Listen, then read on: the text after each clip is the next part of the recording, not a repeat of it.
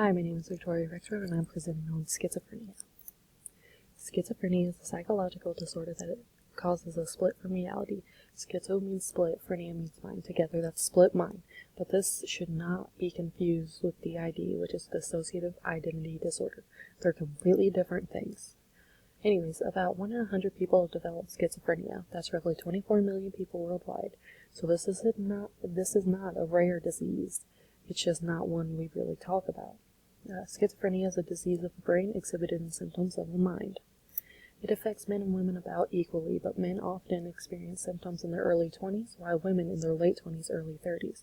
It's rarely diagnosed in children or adolescents, maybe just because they don't develop it, or maybe because it's hard for doctors to say, oh, this is a behavioral thing happening, or this is schizophrenia. Rates are similar in all ethnic groups around the world, and there are three main causes that scientists think influence whether or not someone gets schizophrenia. The first one is genes, which of course runs in a lot of mental disorders. Schizophrenia sometimes runs in families, so if you have a mother, father, sister, brother, twin with schizophrenia, you have a higher chance of developing it. And scientists believe that many different genes increase the risk of having schizophrenia. It's not just one. So it's not like they can cook up some kind of medicine to fight just one type of gene. They would have to narrow down every single one of those genes. So it's not as easy as it sounds. And also interaction between genes and your environment can also affect whether or not you develop schizophrenia in the future.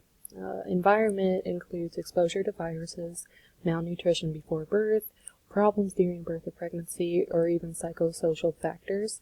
And there are a few more, but I really want to hone in on exposure to viruses. They've been studying schizophrenia for a while now, of course, and they have found that women that get the flu in their second trimester actually have a higher risk of that child developing schizophrenia later in life. So, just fun fact for you. And brain chemistry, of course, just like depression, they believe chemical imbalance in the brain could be a cause of schizophrenia. And then also brain development before birth. If your brain didn't develop correctly, or if it developed in a whole different way, they think that could have something to do with it. Or maybe just changes during puberty. Even puberty, there's huge changes going on, a lot of hormones that are going on. And if your hormones are even crazier than normal, they think it could cause schizophrenia. And then extreme stress and stressful situations. This is when, if someone has a mental breakdown, they have seen that the risk of developing schizophrenia is a lot higher. Some people have had mental breakdowns and then ended up with schizophrenia a few months later. There's three categories of symptoms for schizophrenia. There are negative, positive, and cognitive. And negative doesn't mean bad, positive doesn't mean good. Negative are things that are taken away from personality, and positive are things that are kind of added. And this is kind of confusing, so I'm breaking it down some more. Negative symptoms of schizophrenia, like I said, they basically disappear after schizophrenia takes effect. So if someone loves reading, schizophrenia can take that love away. Like apathy, you lose interest in previously interesting activities. You lose your control over emotions, so you could either not respond, or you give a positive response to bad news or negative response to good news. People have lost or reduced their interest in communicating. That includes speaking, writing, any type of communication really. And then social withdrawal, which kind of goes with communicating. Impaired attention, so you lose your ability to concentrate. You lose not everyone does, but many people have said they lose the experience to feel happiness, and then you lose your energy, and then you lose your sex drive sometimes too. And then positive symptoms, like I said, there are additions that come with schizophrenia, and there are four principal ones. The main one that we probably all know is hallucinations. These are sensory experiences when there is no stimuli, and we've all probably heard the phrase, oh, I'm hearing voices, and that's what it is, hallucinations. You can have a vision, you can be hearing things, you can feel things, you can taste things, you can even smell things. under the category of hallucinations. Delusions, these are the type of people that I like to think have those crazy conspiracy theories that the CIA is being ran by aliens. They're strong-held beliefs that make no connection to the person's life, but these people, they feel it in their heart that this is the truth. And then thought disorder, it's an unusual or strange way of thinking, and this can be seen especially in disorganized schizophrenia. Some people have trouble organizing their thoughts or even connecting them, and that can cause a decline in the way they're trying to communicate. And then movement disorder is unusual movements. Some people may repeat the same motion over and over with no reason to do so, or some people may go into a catatonia state where they just freeze up. This is negative and positive symptoms. I went over all this. I just thought it was a pretty cool graphic. And then cognitive symptoms of schizophrenia. These symptoms are not seen in every schizophrenic patient, and they're usually hard to differentiate from negative symptoms since they're really close. One of them, which one is it? Trouble focusing or paying attention. I already hit on that with the negative symptoms, so a lot of them kind of go hand in hand. Also, poor executive functioning, so the ability to make informed decisions, knowing not to cross the street before you check to make sure no cars are coming. Those type of things, a lot of schizophrenic people are saying that they kind of lose that ability to make an informed decision. And then problems with memories. Psychologists have actually found that schizophrenic patients are have had unusually hard times remembering certain memories correctly, or not even remembering them at all. And then also, sometimes they won't be able to use information immediately after learning it. There's 5 main subtypes of schizophrenia, and they're catatonic, disorganized, paranoid, residual, and undifferentiated. Catatonic schizophrenia is a subtype, of course, of schizophrenia. It's defined as having disturbances in movement, so stupor is decreased reactivity to the environment and spontaneous movement. Excitement is purposeless motor activity, and it's not influenced by anything outside, so those are the type of people that are moving for no reason. And then posturing is voluntary assumption and maintenance of inappropriate or bizarre postures, which the 4 bottom pictures show those. And then I kind of went in more to posturing, which is negativism. It's motiveless resistance to instructions or attempt to be moved. So if I try to move a schizophrenic or a posturing catatonic schizophrenic person, they wouldn't allow me to move, even if their stance seems uncomfortable. And rigidity is when they maintain that rigid posture against the efforts to remove.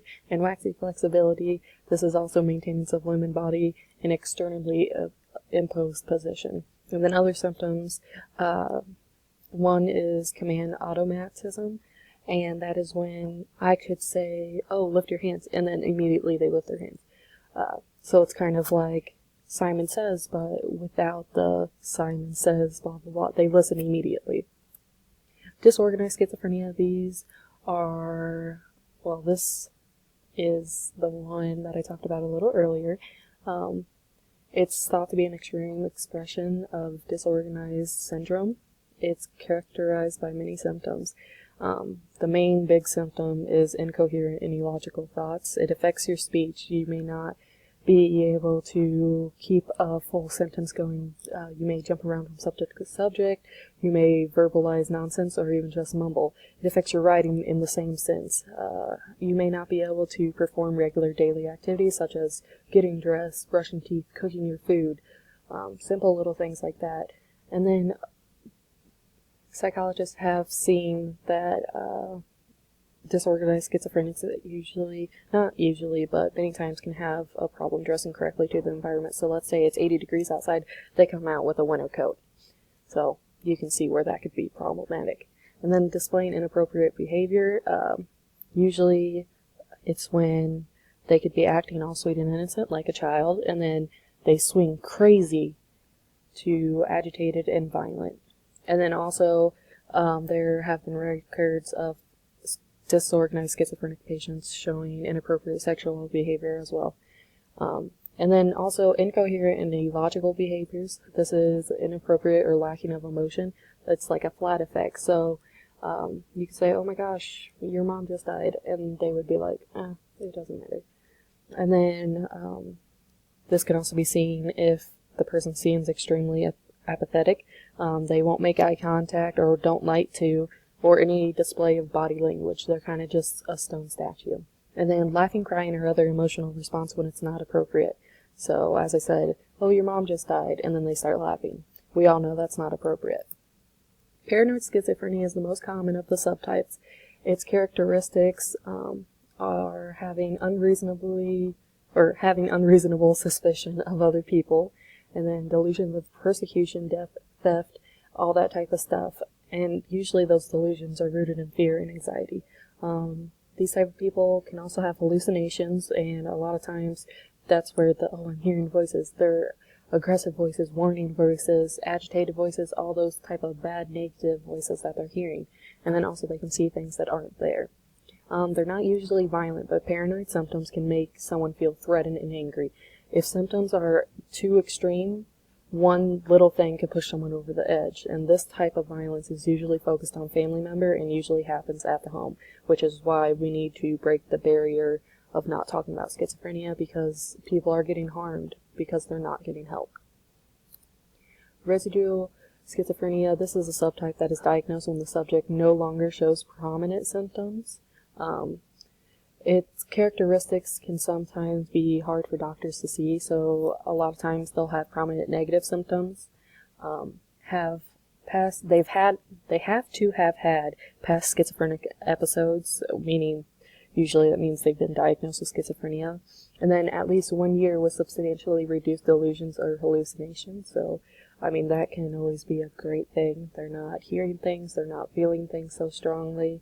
And then absent of anything that could cause the prominent negative symptoms, meaning any type of brain disease or disorder, or if they were institutionalized, depression, anything like that, that would be causing negative symptoms.